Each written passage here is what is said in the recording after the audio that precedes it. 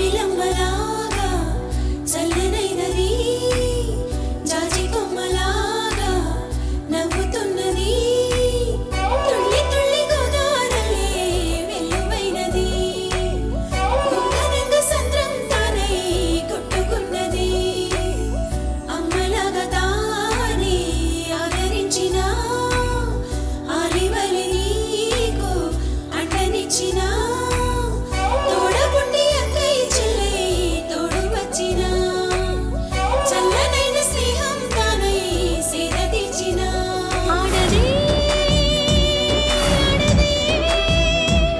ఆడదే ఆడదే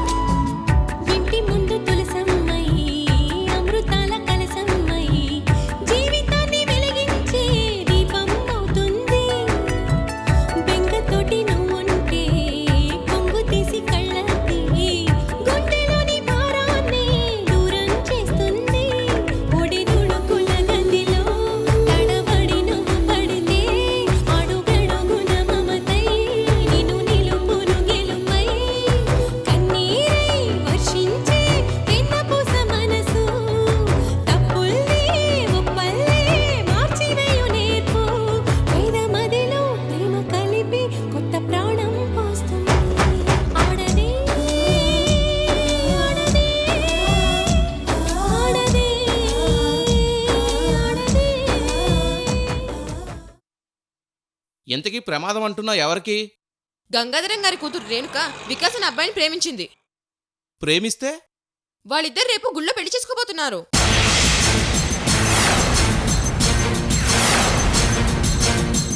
ఈ విషయం వెంటనే గంగాధరం గారితో చెప్పండి. ఇట్లు మీ ఆకాశ సీతక్క. అమ్మయ్యా, చెప్పేశాను. నా టెన్షన్ తీరిపోయింది.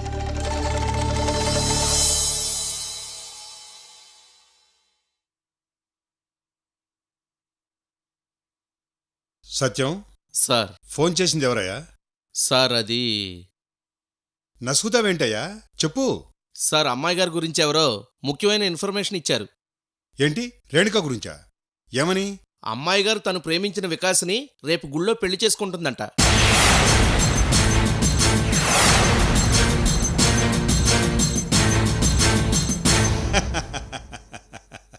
ఎవరో గాని పొద్దున్నే నీకు భలే జోక్ చెప్పారయ్యా. సరే సరే, ఇంతకీ ఎక్కడి నుంచి వచ్చింది ఫోన్? హైదరాబాద్ నుంచి సార్. హైదరాబాద్ నుంచా? పేరేమైనా చెప్పిందా?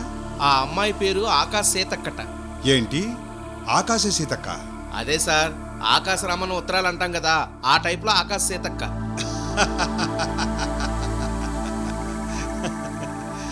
ఆకాశరామన్న ఉత్తరాలు, ఆకాశ సీతక్క ఫోన్లు, ఇలాంటివి మనకొచ్చేది మామూలేనయ్యా.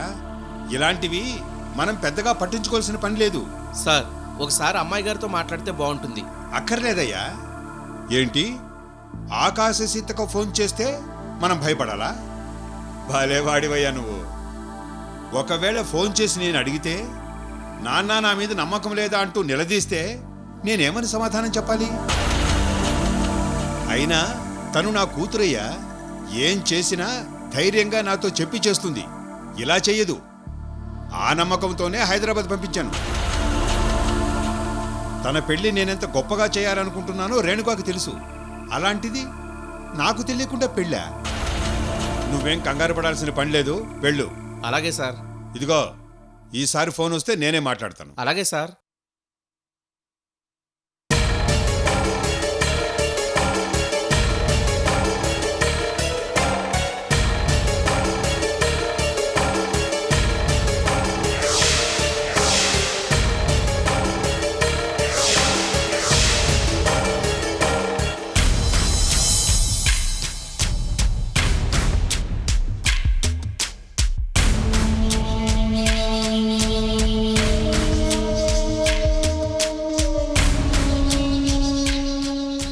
వీడేదో పెళ్లి ప్లాను అన్నాడు. ఆ ప్లాన్ ఏంటి? అసలు పెళ్లి ఎప్పుడు, ఎక్కడా? వీడేం చేయబోతున్నాడు? నాకు చాలా టెన్షన్గా ఉంది బాను. ఈ మాట ఇప్పటికి 100 సార్లు చెప్పారు. మీరు కంగారు పడి నన్ను కంగారు పెట్టకండి.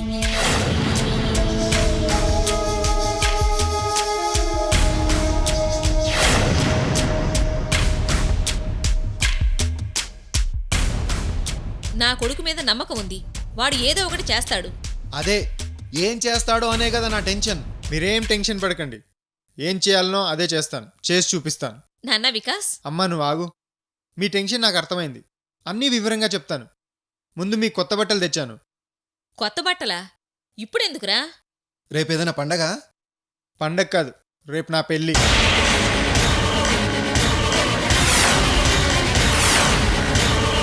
అవును, రేపు ఉదయం షామీర్పేట వెంకటేశ్వర స్వామి గుళ్ళో రేణుకతో నా పెళ్ళి.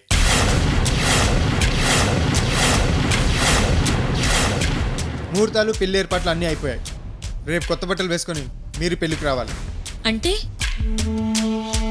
పెళ్లి రేపేనా? అవును, అక్కడ మీరేం మాట్లాడకూడదు, ఏం చేయకూడదు. జరుగుతున్నది ప్రేక్షకుల్లాగా చూడాలి, జస్ట్ అంతే.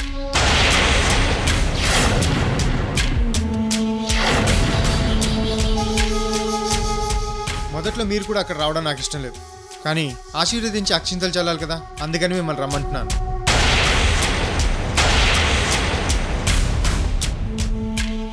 ఈ కొత్త బట్టలు వేసుకొని రేపు 10 గంటలకు రెడీగా ఉండండి. కారు వచ్చి మిమ్మల్ని పికప్ చేసుకుంటుంది. మరైతే రేణుక కండిషన్ ప్రకారం జాబు, బిజినెస్ అవేం లేనట్టేగా? మనకు అలాంటి సూట్ అవు, అందుకే ఇలా వర్కౌట్ చేశాను. కండిషన్ ప్రకారం చేయనప్పుడు మరి రేణుక పెళ్లికి ఎలా ఒప్పుకుందిరా? రేణుక పెళ్లి ఒప్పుకోవడం ఏంటి? తనకు అసలు పెళ్లి విషయమే తెలీదు.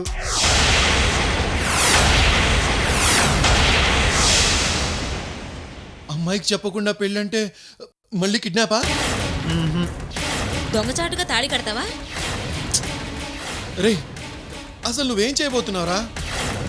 ఇప్పుడు ఆ వివరాలన్నీ మీకెందుకు, నేను చెప్పినట్టు చేయండి. ఒరే నాన్న, రేణుకతో నీ పెళ్లి రేపు 10 గంటలకు.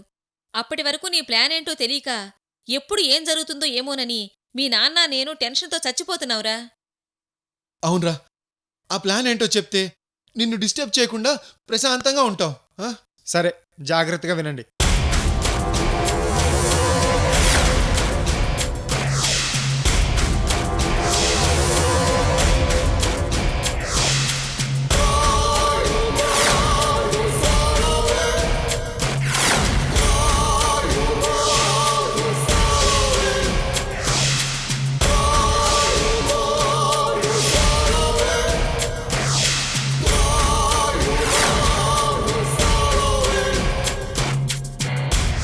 ఇది ప్లాన్. అరే నాన్న, నీది మామూలు మైండ్ కాదురా, master mind. You are genius రా. అమ్మయ్యా, ఈ పెళ్లి జరుగుతుందని ఇప్పుడు నాకు నమ్మకం వచ్చేసిందండి. నీ 100 కోట్ల కళ రేపటితో తీరబోతుందన్నమాట. All the best.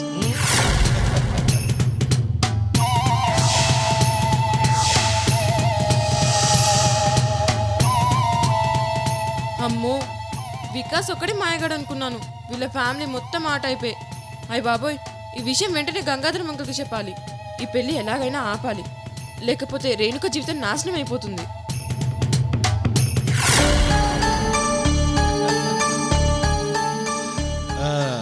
ఏది చూడండి. బట్టలా? మరి నాకు తీసుకోమ్మా.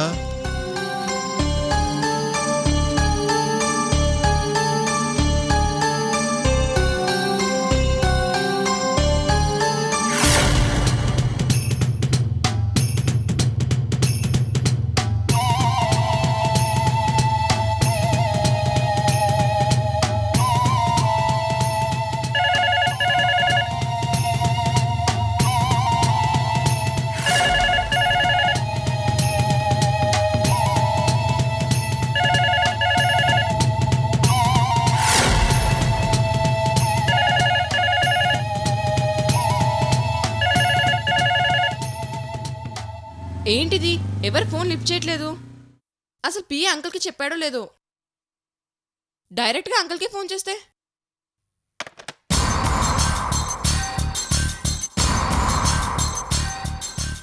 అమ్మయ్య, అంకుల్ నంబర్ ఉంది.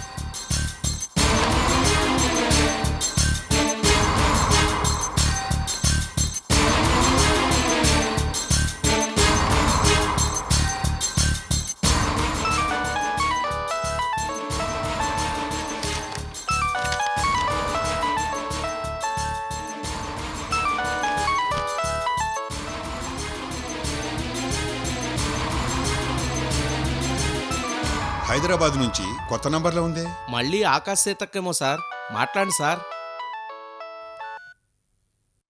హలో. ఎంపీ గంగాధరం గారేనా అండి? అవునండి, నేనే మాట్లాడుతున్నాను. హలో, మాట్లాడండి. చెప్పండి. సార్, అది ఇంతకుముందు మీ పిఏకి ఫోన్ చేసి ఒక ఇంపార్టెంట్ విషయం చెప్పమన్నాను. చెప్పారా అండి?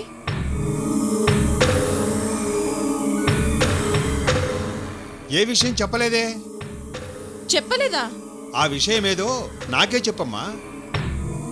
సార్, అది మీ అమ్మాయిని వికాస్ మోసం చేసి గుళ్ళో దొంగ పెళ్లి చేసుకోబోతున్నాడు సార్.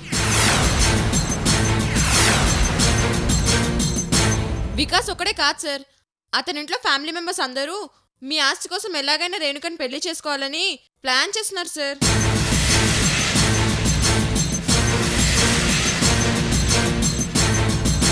రేపు ఉదయం 10 గంటలకి షామీర్పేట వెంకటేశ్వర స్వామి గుళ్ళో పెళ్లి సార్. సరే, ఇంతకీ నువ్వెవరమ్మా? ఆకాశ సీతక్కని. చూడు సీతక్క, నువ్వు చెప్పేది నిజమని నేనెలా నమ్మను? నేను చెప్పేది నిజం సార్. అయితే నీ పేరేంటి చెప్పు. అయ్యో, నా పేరుతో మీకేంటి పని? మా రేణుకు నీకు తెలుసా? తెలుసు. తెలీదు. తెలియనప్పుడు నువ్వు ఫోన్ చేయాల్సిన అవసరం ఏంటి? మీ అమ్మాయి చాలా మంచిది, వికాస్ పెళ్లి చేసుకుంటే నష్టపోతుంది, అందుకే హెచ్చరిద్దామని మీకు ఫోన్ చేస్తున్నాను సార్. చూడండి సార్, నేను చెప్పాల్సింది చెప్పాను, ఆ తర్వాత మీ ఇష్టం. ఇట్లు ఆకాశ సీతక్క.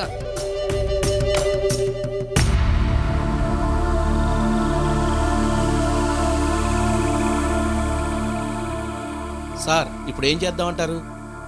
మన ఎంక్వైరీలో వికాస్ ఫ్యామిలీ గురించి చాలా బ్యాడ్ రిపోర్ట్ వచ్చిందయ్యా. ఇప్పుడు ఫోన్ చేసిన అమ్మాయి కూడా అదే విషయం చెప్తోంది. నాకెందుకో అమ్మాయి గారు ప్రాబ్లంలో ఉన్నారనిపిస్తుంది సార్. రేణు గురించి నాకు భయం లేదయ్యా. తను చాలా ఇంటెలిజెంట్. ప్రాబ్లమ్స్ని ఫేస్ చేయడం తనకి బాగా తెలుసు. సార్, నేను ఇలా చెప్తున్నానని ఏమనుకోవద్దు. జనరల్గా ఏ అమ్మాయికైనా తాను ప్రేమించిన అబ్బాయి గొప్పగా కనిపిస్తాడు. మన అమ్మాయి గారు కూడా వికాస్ మాయలో పడి మోసపోయారేమోనని నా అభిప్రాయం సార్. నీ అభిప్రాయం తప్పు. రేణుక మోసపోయి ఉంటే ఈ పాటికి నాకు తెలియకుండా ఎప్పుడో పెళ్లి చేసుకునేది. కానీ తను అలా చేయలేదు. వాడికి ప్రూవ్ చేసుకునే అవకాశం ఇచ్చింది. వాడికి 1 వీక్ కండిషన్ పెట్టింది అంటే తెలివైన నిర్ణయం తీసుకుంది. కానీ 1 వీక్ కండిషన్ తేలకముందే పెళ్లి గురించి ఎందుకు ఆలోచిస్తోంది? అదే నాకు అర్థం కావడం లేదు. అది కరెక్టే సార్. ఎవరో ముక్కు మొహం తెలియని అమ్మాయి ఫోన్ చేస్తే నమ్మి నా కూతురి మీద అపనమ్మకం పెంచుకున్నాను. పిచ్చితనంగా లేదు? నోనో, తనెప్పుడూ అలా చేయదు. అలాగని ఊరికే కూర్చోలేం కదా సార్. పోనీ హైదరాబాద్ పోలీసులకి మన సెక్యూరిటీకి అలర్ట్గా ఉండమని చెప్పమంటారా? చచా, ఏంటయ్యా నువ్వు? అలా చేస్తే నా పరువు పోతుంది. ఈ విషయం అమ్మాయికి తెలిస్తే ఇంకేమైనా ఉందా? మరి ఇప్పుడు ఏం చేద్దామంటారు? నాకు రేణుక మీద నమ్మకం ఉందయ్యా. నేను తలదించుకున్న పని ఏదీ చెయ్యదు. ఈ విషయం నాకు వదిలే, నేను చూసుకుంటాను. సార్, ఏంటయ్యా? జనరల్గా మీ పర్సనల్ నెంబర్ బయట వాళ్ళకి తెలిసే అవకాశమే లేదు. కానీ సీతక్క డైరెక్ట్గా మీ నెంబర్కి ఎలా ఫోన్ చేయగలిగింది?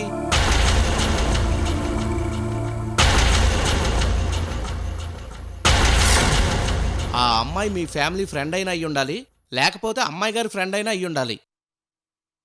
సరే, ఎవరైనా కానీ అసలు క్లారిటీగా మాట్లాడటం లేదయ్యా. కాసేపు టెన్షన్ పడుతుంది, కాసేపు నసుగుతుంది. ఒక్క ముక్క అర్థం కావడం లేదే. ఆ అమ్మాయి కన్ఫ్యూజన్ క్యాండిడేట్లా ఉందయ్యా.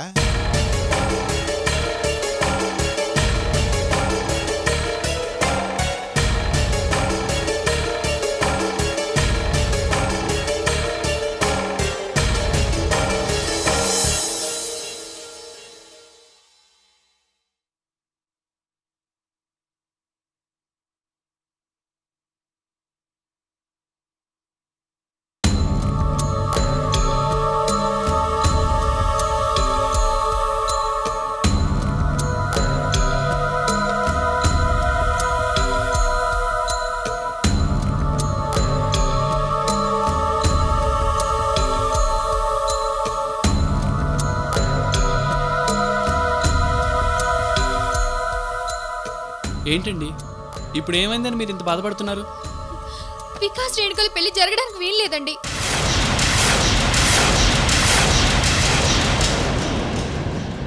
మనిద్దరం వెళ్ళి ఎలాగైనా వికాస్ ఇంకోసారి కన్విన్స్ చేద్దాం. వికాస్ ఒక మాయగాడు. ఇలాంటి పెళ్లి చేసుకుంటే అతనికి ఏం కాదు, కానీ రేణుకు లైఫ్ మాత్రం ఖచ్చితంగా నాశనం అవుతుంది. తనకి వాళ్ళ నానంటే చాలా ఇష్టం అండి. అంకుల్కి కూడా రేణుకంటే ప్రాణం. రేణుకకి ఇలాంటి పెళ్లి జరిగిందని తెలిస్తే ఆయన అస్సలు తట్టుకోలేరు. ఎటు చూసినా నష్టపోయేది రేణుక ఫ్యామిలీనే. ప్లీజ్ సాగర్, రేణుక నా బెస్ట్ ఫ్రెండ్. తనకేమవుతుందో అని నాకు చాలా భయంగా ఉంది. ఎలాగైనా ఈ పెళ్లి ఆపి రేణుక లైఫ్ని సేవ్ చేయాలి. అమ్మా, తల్లి కరుణమయ్యి, నీకో దన్నం.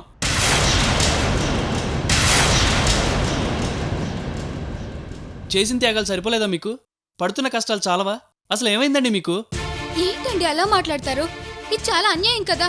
మీరెందుకంటే అంతగా ఫీల్ అయ్యి ఆలోచిస్తున్నారు? ఈ పెళ్లి జరిగితే మంచిదే కదండి. అప్పుడైనా రేణుకకి వికాస్ గురించి పూర్తిగా తెలుస్తుంది. అదేనండి నా భయం. వికాస్ ఆలోచించేది కరెక్ట్ కాదు. తను ఇలాంటి వాడని రేణుకకు తెలిస్తే తను ఏం చేస్తుందో తనకే తెలీదు. అప్పుడు పెద్ద గొడవలు అవుతాయి. అయితే కానివ్వండి, మనకెందుకు? ఆ ప్రాబ్లమ్స్ రేణుక ఫేస్ చేస్తుంది. కొడుకు ఇలాంటి పనులు చేస్తున్నా ఎంకరేజ్ చేస్తున్న వాడి కన్నా తల్లిదండ్రులు ఫేస్ చేస్తారు. మనకెందుకండి? వీళ్ళెవరూ వినకపోయినా తాతయ్య గారికి చెప్పి వాడిని పని చేయకుండా ఆపొచ్చు. దానివల్ల వాళ్ళ ఫ్యామిలీలో గొడవలు అవుతాయి. వాళ్ళ ఫ్యామిలీ మ్యాటర్స్లో తలదొచ్చడానికి మనకేం హక్కు ఉంది? వికాస్ మీ ఫ్రెండ్ అని సమర్థించుకుంటున్నారా? సమర్థించుకోవడం కాదండి, ఆ పెళ్ళి ఆపడానికి మనకున్న అర్హత సరిపోదు. మన మాట పైన నమ్మకం గౌరవం ఉన్నవాడైతే నువ్వు చేసే తప్పని మీరు నేను చెప్పగానే ఆలోచించేవాడు. మన మాట విన్నప్పుడు మనం ఎందుకు ఆలోచించడం అంటాను.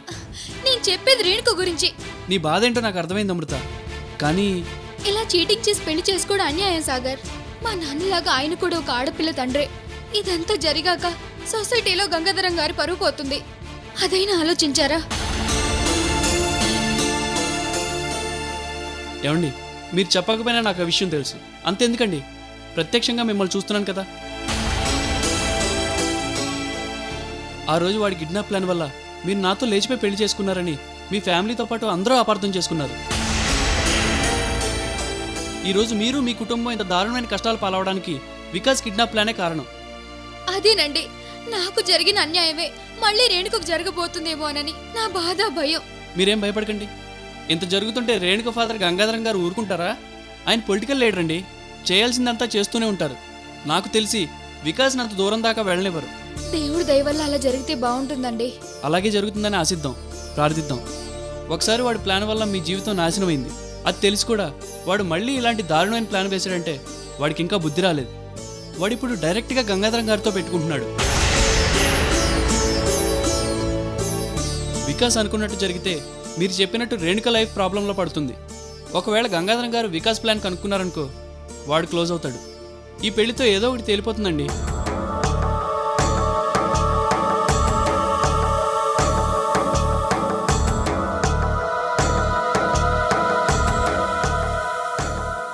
ఏంటి మళ్ళీ ఆలోచిస్తున్నారు? పోనీ వికాస్ మన మాట వినలేదు, రేణుకకైనా చెప్తానండి. నేను ఇప్పుడే గెస్ట్ హౌస్కి వెళ్ళి చెప్పేస్తాను. ఆ రోజు నేనున్న పరిస్థితిని చూసి ఎవరైనా అపార్థం చేసుకుంటారు. నిజం తెలియక రేణుక అపార్థం చేసుకుని అసహించుకుందే కానీ తను ఇప్పుడున్న ప్రాబ్లమ్స్ తెలిసి కూడా మనం ఇలా సైలెంట్గా ఉండి తప్పు చేస్తున్నామేమో. ఒక్కసారి ఆలోచించండి. ఒకవేళ వికాస్ అనుకున్నట్టు జరిగితే రేణుక విషయంలో సరిదిద్దుకోలేని తప్పు జరిగిపోతుంది. స్నేహితురాలకు జరుగుతున్న అన్యాయం తెలిసి కూడా ఆపలేకపోయామని జీవితాంతం ఆ బాధ వెంటాడుతూనే ఉంటుంది.